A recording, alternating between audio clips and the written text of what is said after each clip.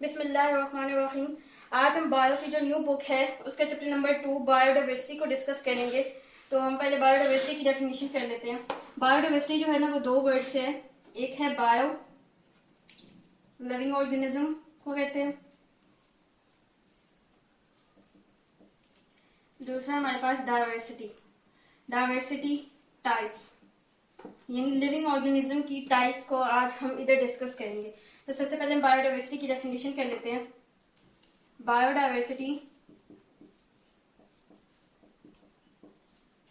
means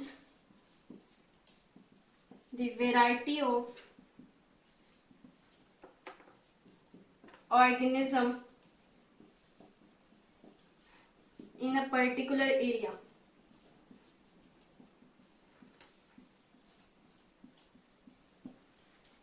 Biodiversity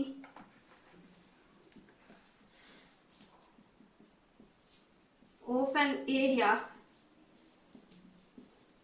is measured by considering the number of kinds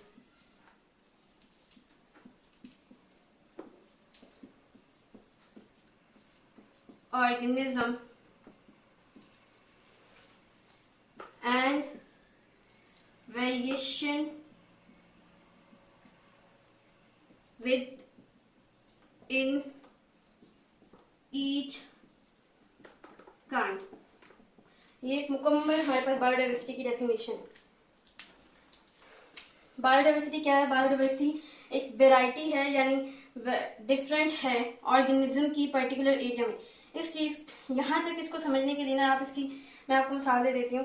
मान लें जंगलों में लोग, LOG लोग, वो क्या होता है, वो जो उसे क्या कहते हैं, हमारे पास जो पौधा होता है ना, पौधा होता है उसका ये जो कटा हुआ दरख्त होता है, जो स्टेम होती है उसकी, वो गिरी पड़ी होती है। जब आप उसको उठाते हैं तो आप उसके नीचे देखते हैं कीड़े मकोड़े होते हैं, मतलब डिफरेंट चीजें होती हैं, डिफरेंट कीड़े होते हैं, कभी कभार बिच्छू भी होते हैं, स्नेक्स भी होते हैं। तो क्या है, वहां पे एक वेराइटी ऑर्गेनिज्म की पाई जा रही है। कहाँ पे? पर्टिकुलर एरिया में, यानी इस लोग के नीचे मुख्तलिफ वेराइटी आपको पाई जा रही है ऑर्गेनिज्म की। ठीक हो गया। उसके बाद biodiversity of an area is measured by, biodiversity of an, biodiversity जो है वो मेजर की जा सकती है ये देख के कि the number of kind of organism, कि कितने मुख्तलिफ किस्म के जानवर पाए जा रहे हैं और उनके अंदर variation with in each kind, variation with in. ये जो विद इन है ना, इस चीज को आपको बड़ी ध्यान से समझना है, जो मैं आपको भी समझाने चाह रहा हूँ। एक होता है वेरिएशन विद इन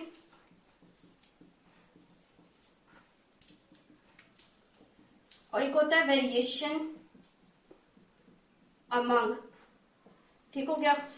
अब गौर से इसके अंदर डिफरेंस देखना है। ये वर्ड ना विद इन और अमंग पूरे चैप्टर में बार बार आना है, तो इसको हमें समझना पड़ेगा सही तरह। तो अमंग ना, हम वेरिएशन अमंग में हम यहाँ पे ले लेते हैं मिसाल डॉग है। इन दो चीजों को लेके ना हम डिस्कस करते हैं। ये जो मतलब हम कह सकते हैं ये ऑर्गेनिज्म, ठीक है। अब डॉग में भी किस्में होती हैं, मतलब डॉग के अंदर भी अपनी टाइप्स होती हैं। जैसे आप एक मिसाल ले लें, बुलडॉग, ठीक हो गया, पूडल, ये भी एक डॉग की किस्म है। एक पग होता है, ठीक हो गया। ये डॉग की टाइप्स है, मतलब डॉग के अंदर जो टाइप्स है ना उसको हम कहेंगे वेरिएशन विद इन, और डॉग जो खुद है उसको हम कहेंगे वेरिएशन अमंग। हेन की आप मिसाल ले लें, हम हेन के अंदर जो एक टाइप आती है वो असील है, ब्राह्मा है, और एक हमारे पास और थी शर्मा। ठीक हो गया। ये हेन की टाइप्स है। ये है वेरिएशन अमंग। इनके अंदर जो अपनी टाइप्स हैं उनको कहते हैं वेरिएशन विद इन। तो अब डाइवर्सिटी हम यहाँ तक तो हमें समझ आ गई थी। अब क्या था कि बायोडाइवर्सिटी को अगर हम मेजर करना चाहते हैं तो हम देखेंगे कि the number of kinds of organism, organism की कितनी नंबर ऑफ काइंड्स, मतलब कितनी मुख्तलिफ हैं, और उनके अंदर, मतलब अगर हमने डॉग देख लिया उसके अंदर खुद कितनी टाइप्स हैं वो हम देखेंगे। तो बायोडाइवर्सिटी ये है। बायोडाइवर्सिटी की डेफिनेशन ये एक लंबी तो जरूर है, लेकिन आपको इसको करनी होगी तो ताकि आपको पूरे 2 नंबर मिल सके।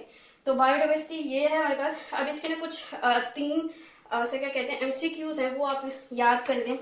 MCQs के तौर पे ही पूछे जाएंगे आपसे। पहला जो एमसीक्यू है ना वो ये है कि बायोलॉजिस्ट जो हैं उन्होंने 2 मिलियन काइंड्स ऑफ ऑर्गेनिज्म को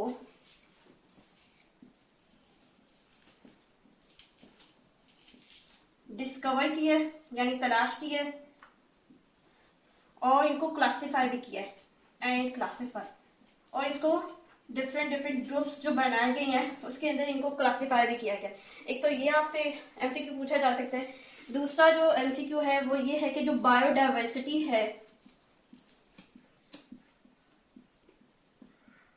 वो इवनली डिस्ट्रीब्यूटेड नहीं है, इवनली डिस्ट्रीब्यूटेड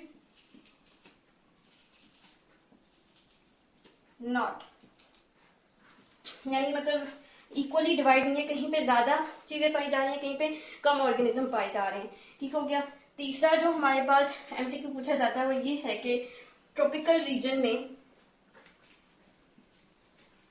ट्रॉपिकल रीजन जो गर्म इलाके होते हैं, ट्रॉपिकल रीजन में बायोडाइवर्सिटी जो है वो ज्यादा है। बायोडाइवर्सिटी क्या है, लार्ज है हमारे पास एज कंपेयर टू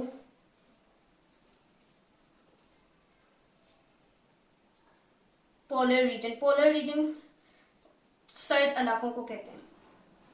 जहां गर्म इलाके हैं वहां पे बायोडाइवर्सिटी यानी जो डिफरेंट काइंड ऑफ ऑर्गेनिज्म है वो ज्यादा है एज कंपेयर टू ठंडे इलाकों में, पोलर रीजन। बिस्मिल्लाहिर्रहमानिर्रहीम। अब हम पढ़ेंगे कि बायोडाइवर्सिटी किन चीजों पे डिपेंड करती है। तो सबसे पहले जो डिपेंड करती है वो क्लाइमेट के ऊपर डिपेंड करती है। ठीक हो गया। एक होता है क्लाइमेट और एक होता है वेदर। ठीक है।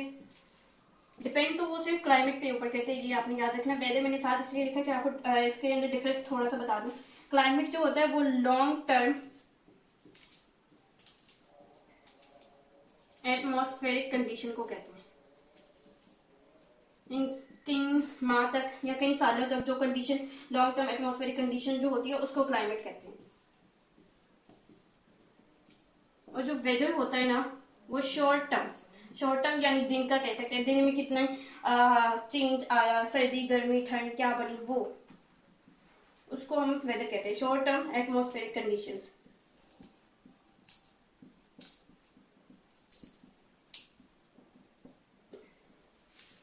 बायोडाइवर्सिटी क्लाइमेट पे सिर्फ डिपेंड करती है। ठीक है। क्लाइमेट पे किस तरह, मैं आपको एक मिसाल दे देती हूँ। क्लाइमेट आप कर ले पोलर रीजन। पोलर रीजन में हमारे पास होता है, उसे क्या कहते हैं, बर्फीला पोलर बियर जिसे कहते हैं। हाँ, पोलर बियर जो पाया जाता है पोलर रीजन में, अगर हम उसको लेकर अपने इस इलाके में यानी पाकिस्तान में ले आते हैं तो क्या यहाँ पे वो सर्वाइव कर सकेगा? तो नहीं कर पाएगा, क्योंकि उसे हर वक्त ठंड चाहिए। इसी वजह से बायोडाइवर्सिटी डिपेंड करती है। अब आप एक और मिसाल ले लें, दरियाई घोड़ा जो हर वक्त पानी में रहता है, मोस्टली तो ज्यादातर वो पानी में ही रहता है। अगर हम उसको लेकर पोलर रीजन में लेकर चले जाए तो वो वहां पे सर्वाइव नहीं कर सकेगा। फर्स्ट ऑफ ऑल तो वहां पे पानी नहीं है। ठीक है। अगर पानी है भी तो ठंडा पानी है जिसको वो बेयर नहीं कर पाएगा, बर्दाश्त नहीं कर पाएगा। तो इसी तरह बायोडाइवर्सिटी है ना वो क्लाइमेट पे डिपेंड करती है। दूसरी जो हमारी चीज पे डिपेंड करती है वो है एल्टीट्यूड। एल्टीट्यूड को आप हाइट भी कह सकते हैं, हाइट के ऊपर डिपेंड करती है। ठीक हो गया। इसको हम थोड़ा एलिब्रेट कर लेते हैं समझने के लिए। मान लें आप 500 से 1500 मीटर यानी ऊपर जाते हैं तो आप इसको लो एल्टीट्यूड कह लें। इस ऊंचाई में हमारे पास एक फॉरेस्ट होता है, रेन फॉरेस्ट। ठीक हो गया, रेन फॉरेस्ट। इस फॉरेस्ट में हमारे पास जो बायोडाइवर्सिटी पाई जाती है या जो डिफरेंट काइंड्स के ऑर्गेनिज्म जो पाए जाते हैं उनमें एक है हमारे पास elephant, tiger and hornbills. इस ऊंचाई में एक हमारे पास फॉरेस्ट आ जाता है, रेन फॉरेस्ट। उसमें क्या डिफरेंट काइंड्स ऑफ ऑर्गेनिज्म पाए जाते हैं, एलिफेंट है, टाइगर है, हॉर्नबिल्स और भी डिफरेंट पाए जाते हैं। अगर हम इससे थोड़ा और ऊपर चल जाए यानी इस ऊंचाई से थोड़ा सा ऊपर चले जाए 1500 मिलीमीटर से हम 3500 मिलीमीटर ऊपर चले जाए, जिसको हम मिड एल्टीट्यूड कह देते हैं। यहाँ पे आपको टेम्परेट फॉरेस्ट मिलेगा।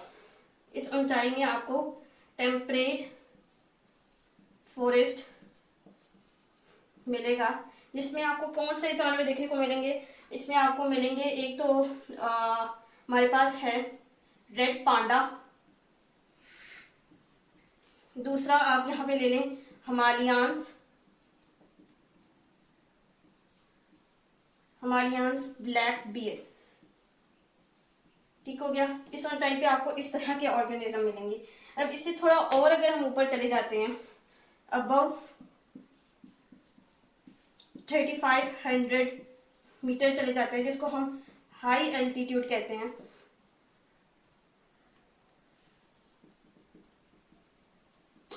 इस ऊंचाई पर आपको जो प्लेसेस मिलेंगी वो आप कर लें, आपके पास आ जाएगा अल्पाइन मीडोज। ये एक प्लेस है, एक जगह है अल्पाइन मीडोज, या फिर बैरन लैंडस्केप।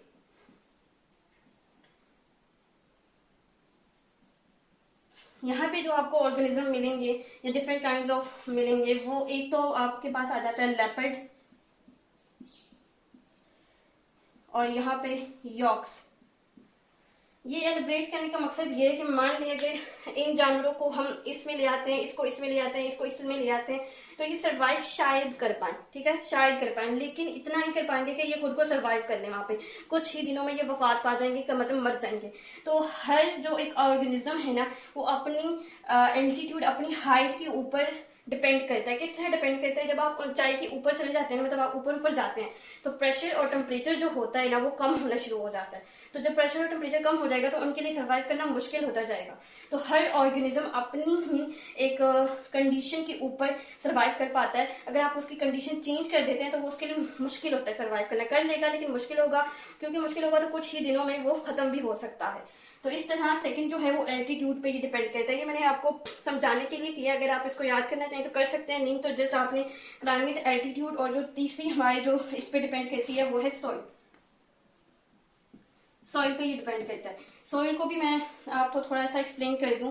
जैसे मैंने आपको अभी ये कहा रेन फॉरेस्ट, यहाँ हम इसको एक्सप्लेन कर लेते हैं। रेन फॉरेस्ट, इस फॉरेस्ट को रेन कहा जा रहा है। क्यों कहा जा रहा है? क्योंकि यहाँ पे मुसलसल बारिशें होती हैं। अब मान लें हमारे पास ये एक जगह है, यानी ये फॉरेस्ट है, ठीक है, और यहाँ पे हमारा न्यूट्रिएंट्स, मतलब सॉइल में न्यूट्रिएंट्स है। मुसलसल बारिश होने की वजह से फ्लड्स आएंगे, यानी सैलाब आएंगे। सैलाब आने की वजह से ये जो न्यूट्रिएंट्स हैं, ये जो ऑर्गेनिक मटेरियल हैं, ये खुद को मतलब बारिश के साथ ये खुद को भी बहा ले जाएंगे।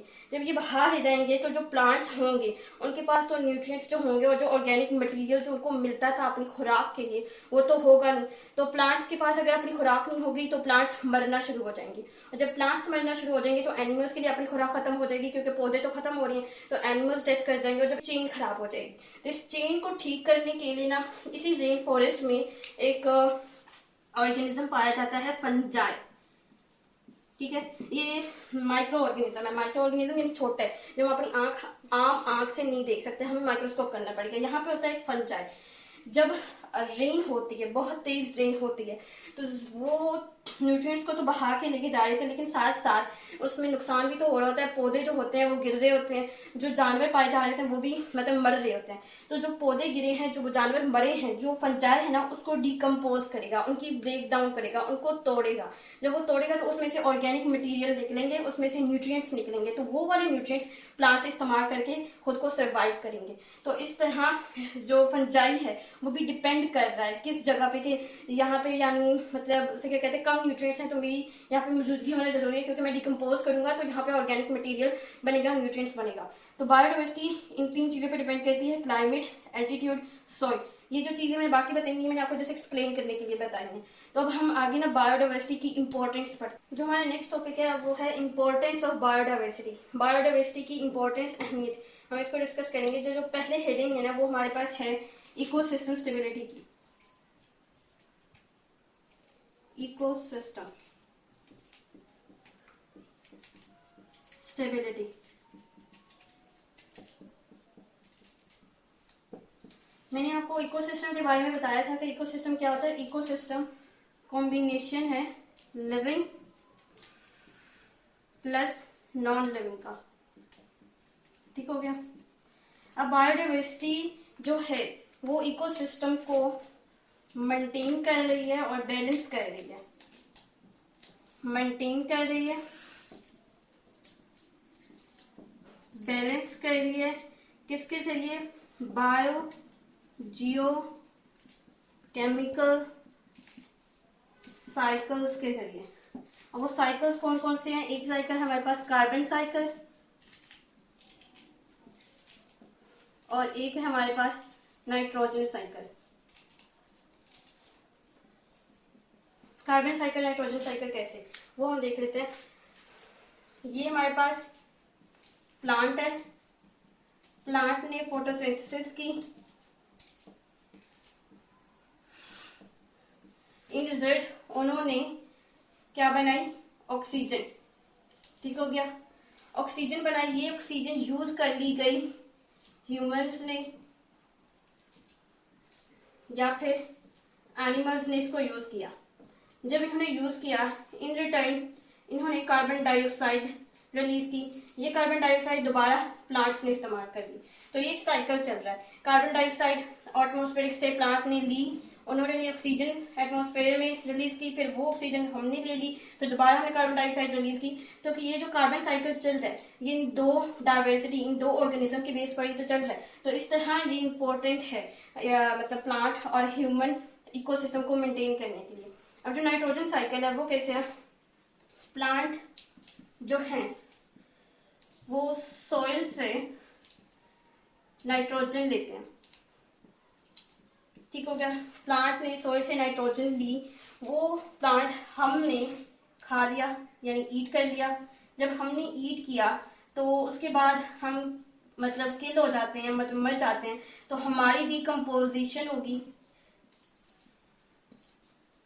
यानी हम डिकम्पोज किए जाएंगे। जब हम डिकम्पोज किए जाएंगे तो दोबारा, क्योंकि हम यानी वफात पाता है तो हम तो उसे क्या कहते हैं जमीन में यानी दफनाए जाते हैं। तो जो न्यूट्रिएंट्स होंगे वो जमीन में ही होंगे। तो दोबारा से प्लांट जो होंगे वो जमीन से ही वो दोबारा न्यूट्रिएंट्स ले लेंगे। प्लांट ने जमीन से लिए, हमने खाए, फिर हम वफात पा गए। वफात पाने के बाद हम डिकम्पोजिशन हुई हमारी, तो वो दोबारा वही जो न्यूट्रिएंट्स जो हमने खाए थे वो दोबारा सॉइल में आ जाते हैं। तो एक दोबारा ये साइकिल, नाइट्रोजन साइकिल चलता रहता है इस तरह। ठीक हो गया, ये कार्बन साइकिल है और ये नाइट्रोजन साइकिल है। तो इन दो साइकिल्स ने इकोसिस्टम को स्टेबल करके रखा हुआ है। उसके बाद हमारे पास है क्लाइमेट चेंज, क्लाइमेट रेगुलेशन, वो हम देखते हैं। नेक्स्ट जो हमारी इंपॉर्टेंस है वो है क्लाइमेट रेगुलेशन। क्लाइमेट रेगुलेशन को जिसने मेंटेन किया हुआ है स्पेशली वो दो चीजें हैं। एक है हमारे पास प्लांट प्लस एलजी। प्लांट से हम वाकिफ हैं, एलजी क्या है? एलजी आपने देखा होगा यानी जो गंदे गंदे नाले होते हैं उनके ऊपर ग्रीन ग्रीन सी एक लेयर होती है, और जो ग्रीन लेयर होती है ना वो एलजी होती है। ठीक है, तो जो प्लांट और एलजी हैं ये कार्बन डाइऑक्साइड को इनहेल करते हैं, कार्बन डाइऑक्साइड को इनहेल करते हैं। ठीक हो गया, और इन रिजल्ट हमें क्या देते हैं? ऑक्सीजन को एक्सहेल करके हम इन्हें इनहेल करते हैं।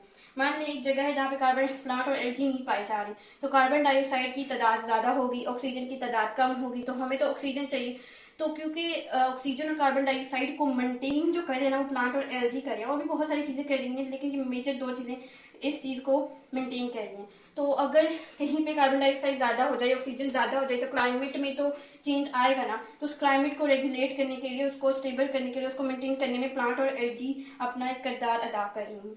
ठीक हो गया, ये क्लाइमेट रेगुलेशन है। दूसरे इसके बाद जो हमारी है इम्पोर्टेंस वो है हमारे पास नेचुरल रिसोर्सेज।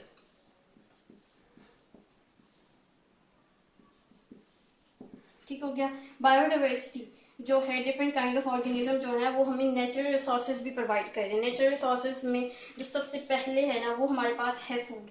फूड तो जो होता है वो हम एज अ प्लांट की शक्ल में ले रहे होते हैं। तो प्लांट इसमें हमारी मतलब मदद कर रहे हैं। एक प्लांट जो है वो बायोडाइवर्सिटी के एतबार से एक अहमियत का हामिल है।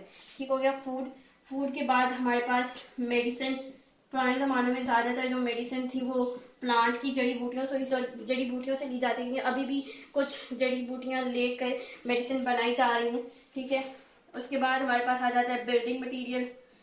बिल्डिंग मटेरियल बी में आप वुड कर लें, ठीक है, जो फर्नीचर के लिए हम इस्तेमाल करते हैं।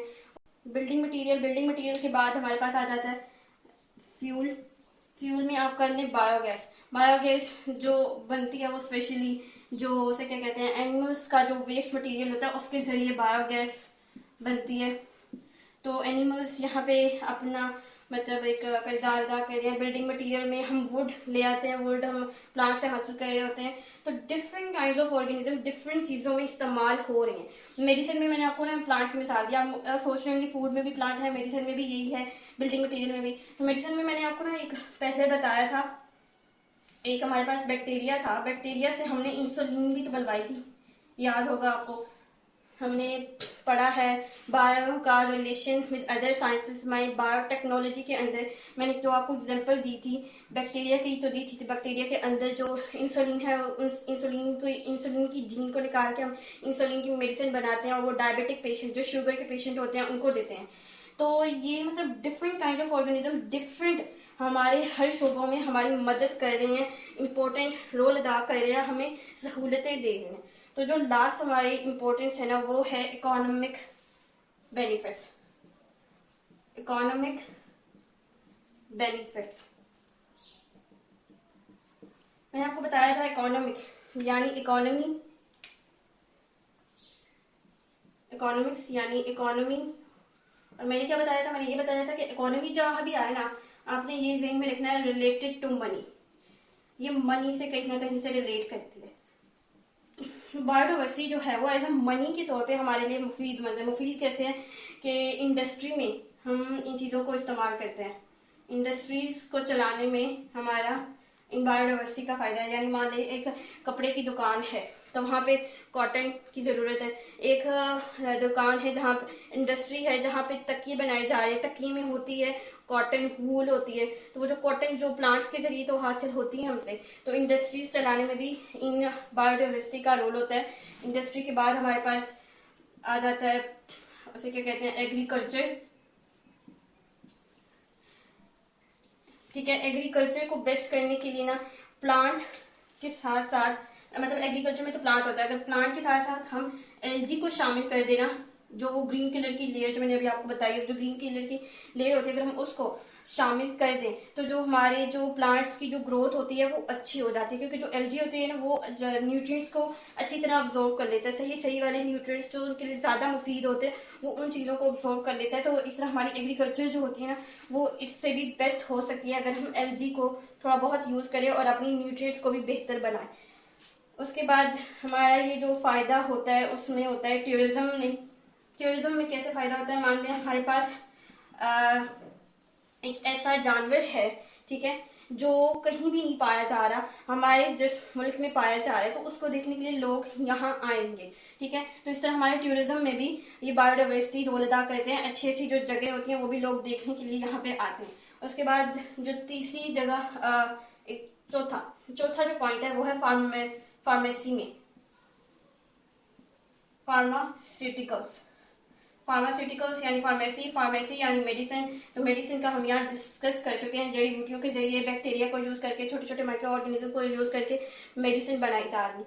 तो हर जगह पे हर पॉइंट ऑफ व्यू से बायोडाइवर्सिटी अपना एक इम्पोर्टेंस रोल अदा कर रही है। तो ये आज का हमारे पास टॉपिक था, उम्मीद करती हूँ आपको समझ आई होगी। तो नेक्स्ट वीडियो में आपसे मुलाकात होती है। खुदा हाफिज़।